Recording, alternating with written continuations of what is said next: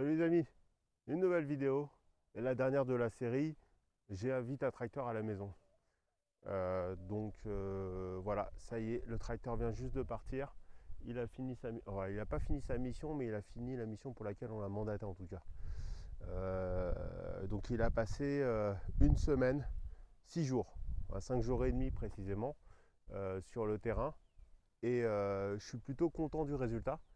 Il y a encore beaucoup de trucs à faire, mais il y a un moment, faut arrêter parce que ça coûte de l'argent, on a des obligations, et puis faut aussi le temps de se poser pour se poser des questions, on va dire.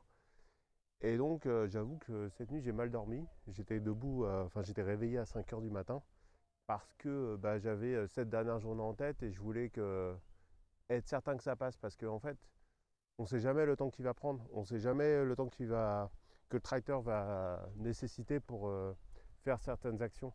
Comme les pires, en fait, celles qui prennent le plus de temps, c'est dès qu'il y a de l'excavation. Donc là, par exemple, je voulais faire creuser ma mare. Et petite surprise, elle est finie. Donc on la voit au fond, là-bas. Là-bas.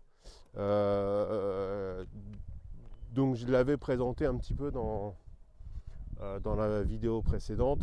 Parce qu'ils avaient commencé une demi-heure à creuser. Mais là, elle a abouti. J'ai dû le calmer parce que lui, il voulait faire plus que ce que je demandais. Donc j'avais demandé 4 mètres par 4 mètres et une profondeur entre 20 cm et 80 cm. Je voulais un truc irrégulier exprès pour attirer le maximum d'espèces possible. Et du coup, lui, il voulait faire quelque chose de très très régulier. Alors ce que j'aime beaucoup, c'est que donc on a la profondeur maximum au fond, ici. Ça fait environ 80 cm. J'ai du mal à mesurer parce qu'il faut que je déblaye encore un peu. Il a enlevé le plus gros. Faut savoir que c'était que de la caillasse. D'ailleurs, tiens, je vais vous mettre des vidéos que je vais commenter sur une partie du déroulé en accéléré. Je ne vais pas tout vous mettre parce que ça a duré une paire d'heures. Mais peut-être ça vous intéressera. Donc voilà le bras du tracteur en action. Il peut percer jusqu'à 2 mètres 80 à peu près de profondeur. Là, il s'attaque à la profondeur de 80 cm. Il perce tout et n'importe quoi, de la terre ou de la roche. Il n'y a aucun problème. Il y a une deuxième fonction qui est très appréciable sur ce tracteur, qui est évidemment le godet, qu'on va voir dans un petit instant. Celle-ci permet de ramasser des énormes pierres en surface, évidemment, mais aussi à l'intérieur du sol. Et ça, c'est super appréciable. Allez, on revient à nos moutons. Et le niveau normalement est un peu plus bas dans ce côté-là. Donc si j'y arrive, je ferai bien un trop-plein qui irait vers là-bas, vers le fond. Donc à l'opposé de là où sera l'atelier. Et du coup, c'est super cool. Donc elle fait 4 par 4, enfin un peu plus du coup, parce qu'il a pas trop respecté mes mesures, mais c'est pas grave, hein, c'est pas dramatique. De toute façon, je n'avais pas acheté la bâche. Alors ici, dans le Yucatan, ils font beaucoup les mares en maçonnerie. Ils ont pas, même, je crois que tu peux pas acheter de bâche EPDM, les fameuses bâches EPDM utilisées par quasiment tous les Français, tous les Européens. Euh, Ici, il n'y a pas. Il n'y a pas de bâches EPDM, par contre tu les trouves sur Amazon relativement facilement. Et ils aiment tous maçonner leur mare. Moi je ne suis pas un grand fan. Ils disent que le PDM ça ne tient pas, mais en fait ils n'en ont jamais mis. Donc je pense que c'est une légende chez eux. J'en ai parlé avec l'entrepreneur qui fait l'atelier, il connaissait mais il n'en a jamais vu ni utilisé. Il savait que ça existait. Enfin bref, donc ça c'est super, la marque est prête. Euh, deuxième bonne nouvelle aujourd'hui, on a reçu les parpaings, là, ils sont là. Donc là, il y a de quoi faire l'atelier entièrement. Donc jusqu'au 2,75 m de hauteur qu'on a demandé. Aujourd'hui, ils sont venus poser les cadenas. Je ne sais pas comment on dit en français, parce que c'est quelque chose que c'est un mot que j'ai jamais utilisé en français. Mais j'imagine les chaînes ou ouais, le chaînage. Donc ils en ont mis des complètes, c'est de l'Armex. C'est un peu le standard ici. Ils laissent sécher et ils viendront monter les parpaings. Ils ont dit que du coup on avait gagné énormément de temps grâce à la machine. Donc ça c'est super, c'est quelque chose que je garde dans un coin de ma tête. C'est le jour où on veut construire la maison, je m'arrange pour que ça coïncide à peu près avec des travaux de déblaiement avec un tracteur. Parce que par exemple le biodigesteur qu'on a creusé au tracteur, ça leur a pris une demi-journée alors qu'avec leur compresseur ça aurait pris plus d'une semaine. Et encore il n'aurait pas pu faire En fait il y a une caverne, je l'avais expliqué la dernière fois. Mais bon, cette vidéo, comme c'est la dernière, ça va être un peu un récap. Il y a une caverne juste là, sous la Casita. Donc après, elle est sous 1 mètre de roche. Hein. Donc ça ne craint rien du tout. Et du coup, ils vont faire le tuyau d'écoulement du biodigesteur va aller dans cette caverne-là. Et ça sera filtré par la pierre. Enfin, ça sera refiltré par la pierre. Donc ça, on l'a fait voilà, en une demi-journée. Aussi, ils ont besoin pour les fondations de pierre. Donc ça tombe bien, on devait agrandir le mur là-bas. Donc on l'a agrandi les premiers jours sur la partie droite ici là. Et les pierres, on les avait toutes amenées là au milieu de ce qui sera l'atelier. Et ils les utilisaient pour la partie les fondations. Donc on voit des pierres ici. Ici c'est comme ça qui solidifie l'ensemble de l'ouvrage.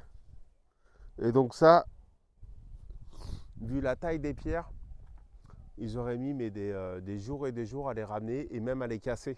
Alors que là, 3 coups de tractopelle et 3 coups de marteau-piqueur et puis hop, ils avaient tout leur stock de pierres et ils ont même un peu de rab.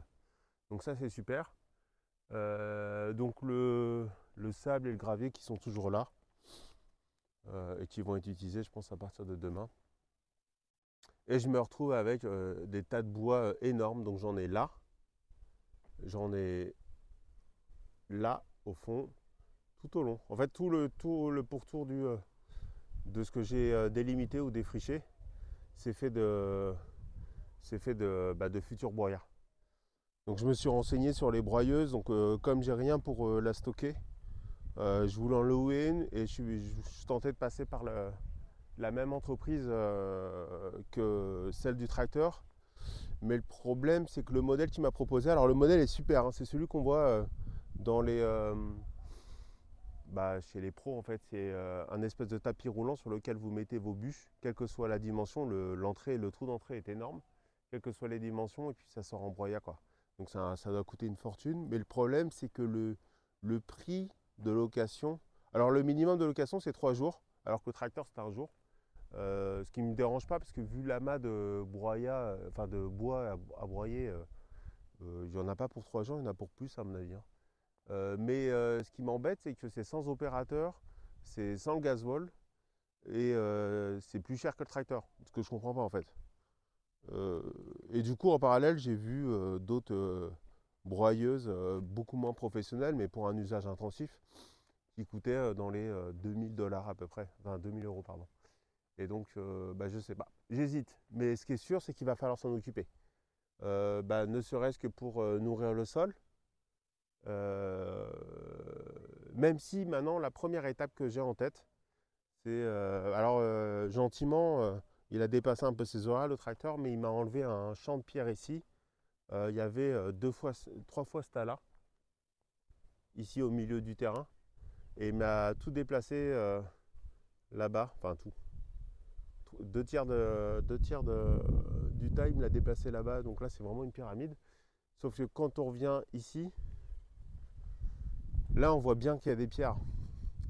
Et donc, je me dis que le prochain chantier, ça va être de virer ces pierres-là. Mais là, il n'y a pas 36 solutions, c'est forcément à la main. D'essayer de les trier. Parce qu'il y en a certaines qui sont relativement plates, que je pourrais utiliser pour des constructions. Qui sont vraiment, on dirait, c'est pas aussi fin que des tuiles, mais c'est plat. Enfin, du coup, ça a un intérêt, je trouve, pour la construction. Donc les trier. Et une fois que j'ai viré toutes ces pierres-là, commander un camion de terre et le mettre là-dedans. Le mettre là-dedans, enfin, j'ai 3-4 endroits comme ça sur le terrain. Bien sûr, je pourrais pas enlever les pierres énormes, mais ils m'en ont enlevé un gros paquet. Mais dans tous les cas, si je rajoute de la terre, ça va rajouter de la profondeur. Et une fois que j'ai fait ça, m'attaquer au broyat d'une façon ou d'une autre. Donc soit trouver une autre société où je peux louer des opérateurs avec, parce que là il y en a tellement que moi je vais m'épuiser si je le fais tout seul en fait. Puis surtout j'ai des vrais troncs d'arbres. Enfin je pense que les plus gros ils doivent faire 10 cm. 10 cm mais voilà. Donc c'est cool, on a fait j'ai envie de dire le plus facile. C'est-à-dire qu'on a ouvert. Ah oui si. Dans la vidéo précédente, je ne sais pas si vous êtes allé jusqu'au bout, mais j'avais mis un bonus où je vous montrais comment faire pour démonter la pioche du beau-père. Parce que je l'ai plié, hein. Je ne savais pas que c'était possible de plier une pioche. Pour moi, c'était un métal tellement dur que pire ça pouvait casser, mais que ça se pliait pas. Moi, je l'ai plié, vraiment, on dirait, il fait comme une cuillère. Et du coup, ma femme qui me voyait m'écharper là-dessus me fait, parce qu'elle est venue samedi, qu'elle a constaté l'avancée de ce qu'on avait fait, elle me dit mais pourquoi tu ne demandes pas au tracteur de percer? Je lui dis mais non, je vais pas consommer du temps de machine pour faire ça. Sauf que je fais le premier trou, le deuxième trou, le troisième trou, le quatrième c'est... le troisième trou j'y arrivais, c'était la vidéo, le quatrième ça commence à être une pierre, la cinquième c'était une pierre aussi. Donc là j'ai craqué, j'ai dit ce matin la première chose que j'ai fait faire au tracteur c'est de percer. Et, et pour le coup ça a été, alors on voit pas très bien, je vais me mettre là. Pour le coup ça a été une idée de génie de ma femme. Parce que, donc pourquoi j'ai fait les trous maintenant? Je sais que normalement on fait les trous de plantation juste quand on va planter. Mais le problème, c'est que là pour le long du mur, je voulais quelque chose de droit, de rectiligne, pour que ce soit un petit peu joli. Donc je voulais pas faire en fonction de la géographie, c'est-à-dire en fonction des pierres et déplacer à gauche, à droite les arbres. Et du coup, en plus, je ne savais pas combien de temps ça allait me prendre de creuser les trous. Puisque c'est la première fois qu'on creuse des trous pour la plantation ici. Et donc j'ai préféré anticiper, avoir les trous. De toute façon, je viendrai avec de la terre et sûrement du compost. J'ai des tas de feuilles auxquelles je peux accéder. Regardez les trous. Regardez les trous, il y en a jusque là-bas. Tout le long du mur. Donc j'ai des tas de feuilles auxquelles j'ai accès pour le couvert végétal. Parce que comme ça, j'aurais pas besoin de broyer ça pour le faire. Même si ça commence, comme on est dans un climat super humide, ça commence doucement mais gentiment aussi à se décomposer. Alors pas le bois, hein, mais les feuilles. Et c'est du coup, ça fait dessous, c'est hyper meuble. Donc ça me rassure. Je sais que j'ai fait du mal à la terre, mais qu'elle m'en voudra pas et qu'elle retrouvera, on va dire, un aspect un peu plus propice à planter. Donc voilà. Donc c'était la dernière vidéo sur sur l'activité du tracteur. Il y en aura d'autres sur les avancées de l'atelier. Il y en aura d'autres sur la plantation, sur les arbres qu'on va planter. J'ai encore pas mal de réflexions dessus parce que comme on a une terre parfois très caillouteuse, pas parfois, regardez-moi ça. À certains endroits, les trous sont remplis de cailloux, de petits cailloux. Donc de toute façon, les arbres qu'on trouve ici chez les pépiniéristes, ce sont que des arbres faits pour la terre du Yucatan. Mais pour autant, il y a des arbres qui doivent préférer rencontrer des sols durs ou rocailleux, et d'autres préférer des sols un peu plus meubles. Et donc du coup, il faut que je plante intelligemment, parce qu'il y a au sein des trous, à 1 mètre d'écart, je peux avoir un sol très rocailleux et d'un autre un sol avec une terre relativement sympa, tu vois. Donc bon, voilà. J'ai commencé à faire des tours d'arbres. Je sais pas si on appelle ça comme ça, mais tiens, je vais en montrer un là. Alors, c'est pour l'esthétique et c'est aussi pour commencer à faire quelque chose de ces pierres. Parce que, voilà, j'ai ce stock là, hein. Si quelqu'un cherche des pierres, n'hésitez pas. Peut-être le coût du transport sera élevé, mais voilà. Ce qui est cool, c'est que le tracteur, il m'en a là, la dernière heure de sa mission, il m'a enlevé, cassé des énormes pierres que j'aurais pas pu bouger tout seul. Donc après, je ne sais pas s'il faudra que je loue un marteau-piqueur si je veux pas faire revenir un tracteur. En tout cas, ce qui est super, c'est que tout le long de cette semaine, à le voir travailler, à voir les gens comment ils circulaient sur le terrain, j'ai changé d'avis sur la route d'accès qu'on va faire. Et je vais essayer de faire un truc un peu plus logique et plus pertinent, mais voilà, du coup, la réflexion progresse, le projet plantation prend vie.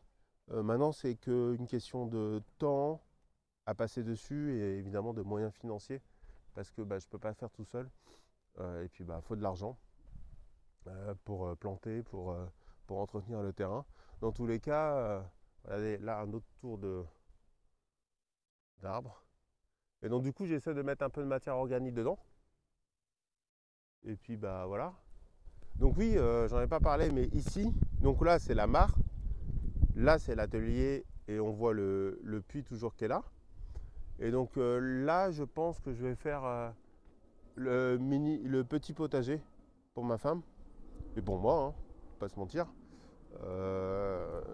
Pourquoi? Parce que je veux le mettre, il aura un peu d'ombre de cet arbre-là. Alors il fait un peu chétif, hein. Mais pourquoi? Parce qu'il était abandonné, il était entouré de plein d'autres copains et il se battait pour avoir de l'eau et de la bouffe.